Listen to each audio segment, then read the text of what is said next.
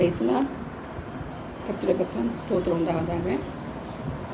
எபிரேயர் 12 6 வசனம் 7 வசனம் 8 வசனம் பார்ப்போம்.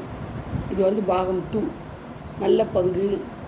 அந்த மாதிரி அந்த இதில் பரிசுத்தாவியின் பங்கு, நல்ல பங்கு, பரமழைப்பின் பங்கு, முடிவு பங்கு, நிலைநிறுத்தும் பங்கு, அடுத்தது சிச்சையும் ஒரு பங்கு இல்லையா. இப்போ நான் பார்த்த வரைக்கும் ஒரு வசனம் தான் பார்த்தோம். நிறைய வசனங்கள் தான் நான் பார்க்கல. ஒன்று பார்த்தாலே போதும். அதே நம்ம பிடிச்சிட்டு படிச்சோம்னா நமக்கு எல்லா வசனமும் தெரியும் நமக்கு. அப்புறம் சிச்சை கூட ஒரு பங்கு தான். இதுதான் நம்ம 2வது பாகமாக பார்க்க போகிறோம். எபிரேயர் 12:6 பார்த்தீங்கன்னா, கர்த்தர் எவரிடத்தில் அன்பு கூறுகிறாரோ அவனை அவர் சிட்சித்து தாம் சேர்த்துக்கொள்கிற எந்த மகனையும் தண்டிக்கிறார் என்று பிள்ளைகளுக்கு சொல்வது போல் உங்களுக்கு சொல்லியிருக்கிற புத்திமதியை மறந்தீர்கள். பார்த்தீங்களா? அது மட்டும் இல்லை, 5வது வசனத்தை பார்த்தீங்கன்னா, அன்று என் மகனே கர்த்தருடைய சிற்றை அற்பமாக எண்ணாதே, அவரால் கடிந்து கொள்ளப்படும் போது சோர்ந்து போகாது. நான் ரொம்ப சில சமயங்களில் ரொம்ப சோர்ந்து போயிருப்பேன். போன தடவை நல்ல பங்கு அந்த அந்த பார்ட் 1 சொல்ல பாதியில் நான் நிறுத்திட்டேன். நெட்டு நின்று போச்சு. அது கடைசியாக நான் முடிக்கல. அது ஏன் முடிக்கலைன்னா அந்த சிச்சையில் தான் முடித்தேன். சிச்சு ஒரு பங்குன்னு சொல்லிட்டு அந்த சொல்லிட்டு வரும்போதே நான் முடிச்சிட்டேன். இது 2வது அதோடு சேர்ந்தது. அதனால் நீங்கள் சேர்த்து படிச்சுக்கோங்க. இந்த மெசேஜ் பார்த்துக்கோ. அநேகருக்கு நீங்கள் அனுப்பணும். இந்த மெசேஜ் எல்லாம் சின்னதாக கூட இருக்கலாம். அதே தான் ஜனங்க படிக்கிறதுக்கு விரும்புவாங்க. முக்கியமான மெசேஜஸ் தான் நான் போட்டுட்ருக்கேன். நமக்கு புரிகிற மாதிரி தான். ரொம்ப ஹார்டாக போடுறது, ரொம்ப ஆழமான சத்தியத்துக்கு நான் போகல. அதெல்லாம் பயங்கரமான பாஸ்டர் செய்கிற வேலை. நான் அப்படி கிடையாது. சின்ன நமக்கு தெரிஞ்சுது. நம்ம அன்றாட வாழ்க்கையில் நம்ம என்ன கடைப்பிடிக்கணும், என்ன பற்றி விடணும், கர்த்தர் என்ன சொல்கிறார், இதை மட்டும்தான் நான் போட்டுட்ருக்கேன். குறை குற்றங்கள் இருந்தாலும் நீங்கள் மன்னிச்சிடுங்க. ஓகேவா? எபிரேயர் 5 பார்த்தோம்னா, அன்று என் மகனே கர்த்தருடைய சிற்றை அற்பமாக எண்ணாதே, அவரால் கடிந்து கொள்ளப்படும் போது சோர்ந்து போகாது. சோர்ந்து போகவே கூடாது. நான் எத்தனையோ தடவை நான் சிச்சைக்கு ஆண்டவர் கொடுக்கும்போதே, என்ன ஆண்டவர் நீங்கள் சிச்சை கொடுக்குறீங்க, நான் இப்போ தொழுது கொள்கிறேன், சொத்தம் பண்ணுறேன், ஜெபிக்கிறேன், படிக்கிறேன், தவறாமல் 3 நேரம் படிக்கிறேன், எல்லாம் பண்ணுறேன், எல்லாம் செஞ்சு கூட நீங்கள் சிச்சை கொடுக்குறீங்களே, எனக்கு சிச்சை தாங்க முடியலையே, வலி வேதனைகள் தாங்க முடியலையே அப்படின்னு நான் சொல்லவோ நான் முறுமுறுத்துக்கிறேன். மற்றவங்களாம் நல்லா இருக்கிறாங்களே, அவங்களுக்கெல்லாம் ஒரு கேடு வர மாட்டேங்குது, எனக்கு தான் கேடாக வருது அப்படின்னு சொல்லி நான் பச்சையாகவே கேட்டுருக்குறான்ட்டு சண்டை போட்டிருக்கிறேன். அப்போ தான் இந்த வசனம் எனக்கு ஆண்டு சிச்சை அற்பமாக எண்ணாதே, அவரால் கடிந்து கொள்ளப்படும் போது சோர்ந்து போகாது. ஆச்சரியமாகி போச்சு எனக்கு. என்ன ஆண்டவர் எப்படி பேசுகிறீங்கன்னு. எத்தனையோ வருஷத்துக்கு முன்னாடி பேசின வசனங்கள் இது எனக்கு. ஆனால் இப்போ தான் அதை அபியாசத்தை கொண்டு புரியுது, நல்லா புரியுது. கர்த்தர் எவனத்தில் அன்பு கூறாரோ அவனை அவர் சிச்சித்து. பார்த்தீங்களா? அன்பு கூறுறது தான் எங்கே இருக்கும், சிச்சை இருக்கும். சிச்சித்து தாம் சேர்த்துக்கொள்ள எந்த மகனையும் தண்டிக்கிறார். இந்த பிள்ளைகளுக்கு சொன்னது போல் உங்களுக்கு சொல்கிறார், பவுல் சொல்கிறாரு. சரிங்களா? பவுல் புரஜாதிகளுக்காக ஆண்டு ஏற்பட்டார். எல்லா ஆண்டோட எல்லாம் அடிச்சுக்கலாம் அவர் பவுல் பின்பற்றினது. அதனால் அவர் பவுல் தானே சொன்னார் அப்படியெல்லாம் கிடையாது. ஆண்டவர் சொல்லி வச்சது தான் பவுல் சொன்னார். ஆண்டவர் சொன்னது தான் கூட இருந்தவங்க சொல்கிறாங்க. அதனால் நம்ம என்ன செய்யணும், நம்ம ஏசப்பா என்ன சொல்கிறாங்களோ அதை நம்ம கேட்கணும். கரெக்டுங்களா? அதுதான் பவுலும் புத்தி சொல்கிறாரு. நீ சிச்சையை சகிக்கிறவளா இருந்தால் தேவன் உங்களை புத்திரராக எண்ணி நிறுத்துகிறார். தகப்பன் சிச்சையாக புத்திரன் உண்டோ. நான் போன பார்ட் 1 சொன்னேன் பாருங்கள், நல்ல பங்கில் சிச்சையின் பங்குன்னு சொன்னேன் இல்லையா. அதில் தான் சொல்லியிருந்தேன். நான் கடை செய்து தான் விட்டேன். நான் தகப்பன் சிச்சாத புத்திரன் உண்டோ, ஒருத்தரும் கிடையாது இந்த உலகத்தில். இருக்கிற ஒரு ஜீவராசி கூட தகப்பன் சிச்சாத புத்திரன் மிருக ஜீவத்திலையும் கிடையாது. எல்லா ஜீவன் ராசிலையும் தகப்பன்னா சிச்சுக்க தான் செய்வாங்க. தாயின்னா அன்பு செலுத்துவாங்க தான். சரிங்களா? இதுதான் முக்கியம் நமக்கு கற்றுக்க வேண்டியது. அதனால் என்ன சொல்லி எவ்வளோ அன்பு கூறுறாரோ, எவ்வளோ யார் மேலும் அன்பாக இருக்கிறாரோ அவங்கள விடவே மாட்டேன். அடித்து திருத்தி பயங்கரமாக பண்ணி கொண்டு வந்துடுவார். அதை சிச்சையை சைக்கிளாக இருந்தால் தேவன் உங்களுக்கு புத்திரராக இருக்கிறார்.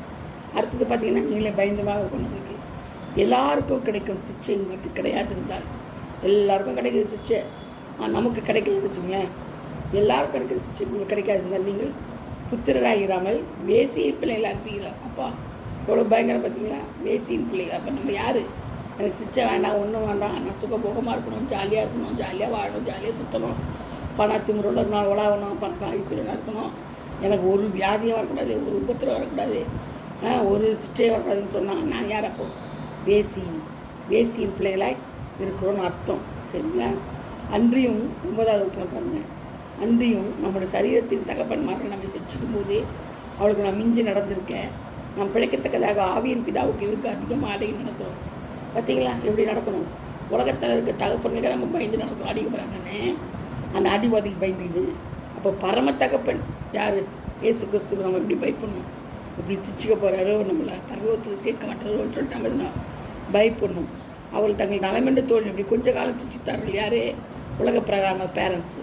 இவரோ தம்முடைய பசுத்தத்துக்கு நம்ம பங்குள்ளராகும் பொருட்டு நம்முடைய பிரயோஜனத்துக்காகவே நம்ம என்ன செய்யறது? சிச்சிக்கிறார்.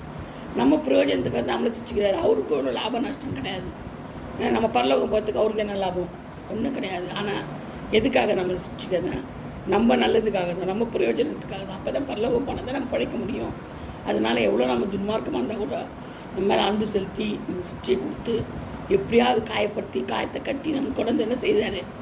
பரலோகத்துக்குரியவெல்லாம் நம்ம சேர்க்குறாரு. அதுதான் அது என்ன? அது பிரயோஜனத்துக்காக நமக்கான எந்த சிக்ஷையும் தற்காலத்தில் சந்தோஷமாய் காணாமல் துக்கமாய் காணும். ஒரு சிக்ஷை வரும்போதுங்க நமக்கு என்ன ஒரு வியாதி வருது, மரண கண்ணியில் இருக்கிறோம், சந்தோஷமாக இருப்போம் முடியாது. அதான் சிக்ஷை கொடுக்குறாரு. ஆனால் எப்போவுமே அது என்னது? சந்தோஷமாய் காணும், துக்கமாய் காணும்.